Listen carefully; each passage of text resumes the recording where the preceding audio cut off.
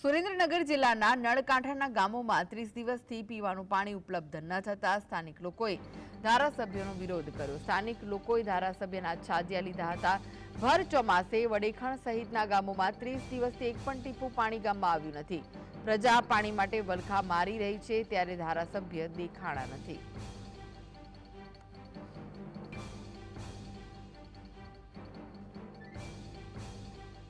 કે લગભગ સંપની અંદર 1 મહિનાથી નામથી ટીપું પાણી જ નથી પડ્યું।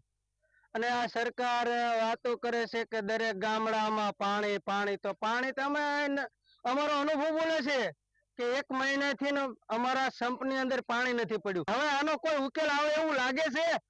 આવા જો ધારાસભ્ય પીકે પરમાર આવીને બણગા ઠોકીને જતા રહે, કાંઈ એ માયલું છે ને। અમે કે 3 વાગે ટેન્કર આવે છે, ક્યારે ટેન્કર આવે છે? તરસે મરી જાય। ખાવાનું કદાચ દિવસમાં 3 ટંકના બદલે 1 ટંક હોય ને તો ચાલશે, પણ પાણી વિના 1 કલાક નહીં ચાલે। તો સરકાર શું આંખું મીચીને હુઈ જ જાય છે?